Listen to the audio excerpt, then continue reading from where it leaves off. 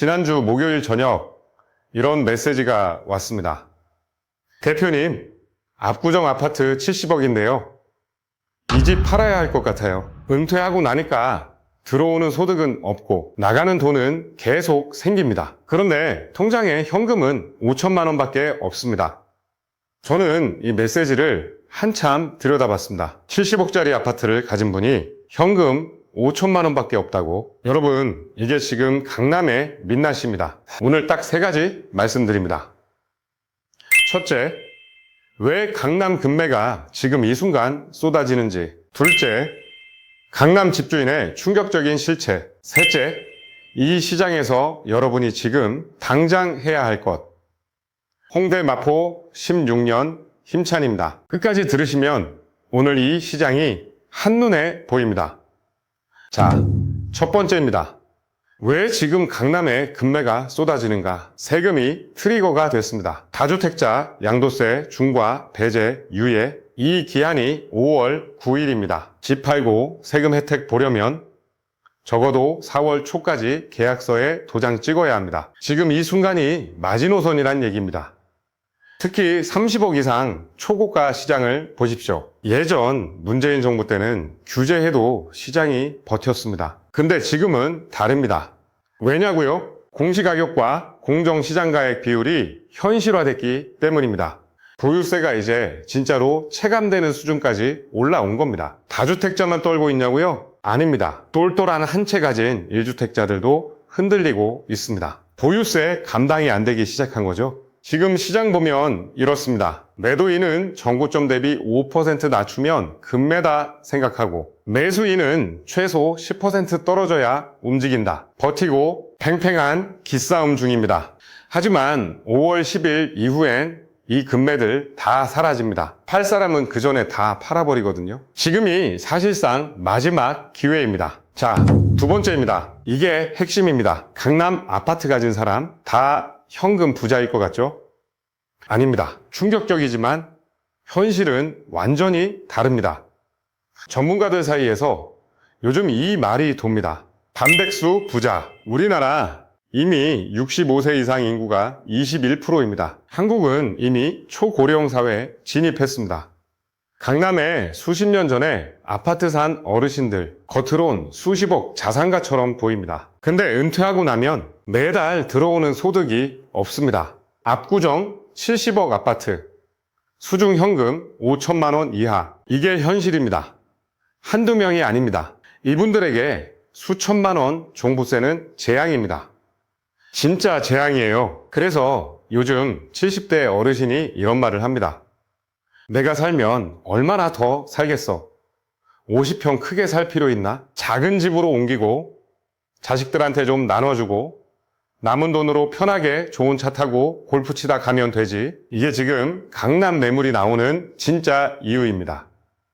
과거엔 강남 불패 믿고 절대 안 팔고 버텼습니다. 근데 지금은 세금과 생활비라는 현실에 부딪혀 주거 다운사이징이 강남에서부터 시작되고 있는 겁니다. 이번 하락장이 과거와 다른 이유가 바로 여기 있습니다. 일시적 조정이 아니라 구조적 변화의 시작입니다.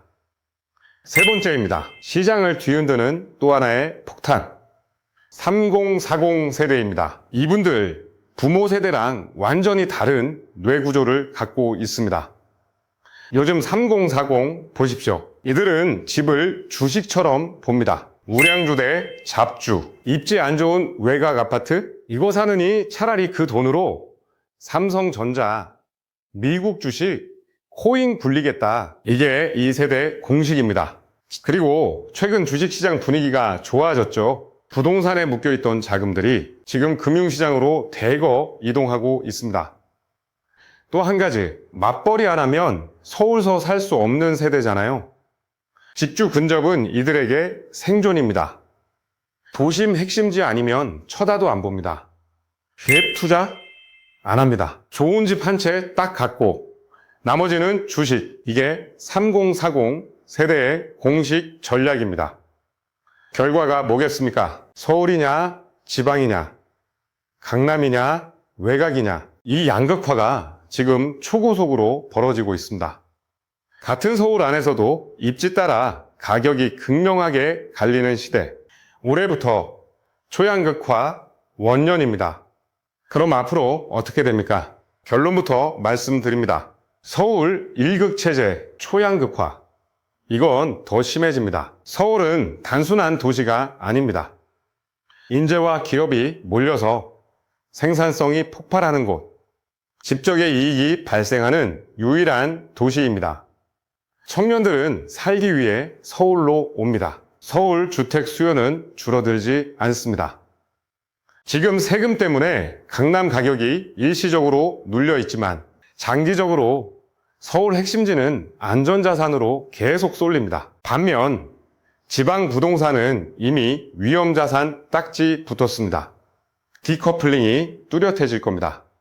그럼 꼬마 빌딩은요? 주택 규제와 보유세가 커지면서 자산가들의 눈이 이미 주택 아닌 것으로 향하고 있습니다. 종부세 합산 제외되는 근생 빌딩, 안정적 임대 수익의 지가 상승까지 노릴 수 있는 꼬마 빌딩, 아파트 처분한 현금이 여기로 들어오고 있습니다. 단 꼬마 빌딩도 철저히 입지 싸움입니다.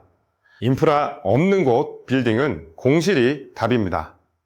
강남이나 홍대처럼 대체 불가능한 입지만 가치가 치솟는 겁니다. 집이든 빌딩이든 결국 어디에 있느냐가 모든 걸 결정하는 시대. 지금 우리가 그 시대에 들어왔습니다. 자, 최종 정리합니다.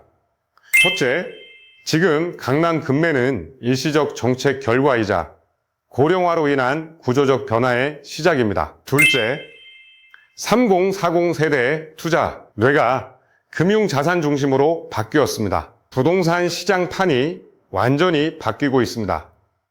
셋째, 부동산은 이제 사는 것보다 사는 곳과 진짜 수익성을 따지는 시장입니다. 여러분, 시장이 흔들릴 때 절대 흥분하지 마십시오. 흥분하면 집니다. 지금은 무리한 추격 매수도 아니고 공포에 질린 투매도 아닙니다. 세금 정책 읽고 인구 구조 읽고 내 자산을 어떻게 재배치할지 먼저 고민해야 할 때입니다. 특히 강남 아파트를 보유하고 계신 분들이라면 지금 당장 무조건 팔 거냐, 끝까지 버틸 거냐, 이렇게 단순하게 볼 문제가 아닙니다.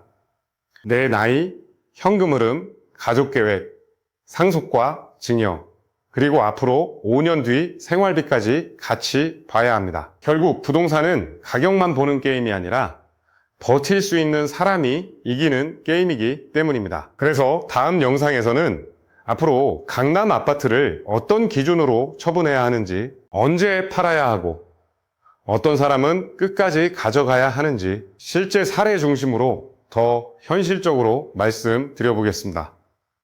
이 이야기는 강남만의 문제가 아니라 지금 집을 가진 많은 분들에게도 똑같이 도움이 될 수 있습니다. 여러분은 어떻게 생각하시는지, 강남 아파트 지금 팔아야 한다고 보시는지 아니면 버텨야 한다고 보시는지 댓글로 꼭 남겨주십시오. 여러분의 의견이 또 다른 분들께 큰 도움이 될 수 있습니다. 오늘 영상이 도움되셨다면 구독과 좋아요 꼭 부탁드립니다. 여러분의 소중한 자산 끝까지 지키시길 바랍니다. 감사합니다.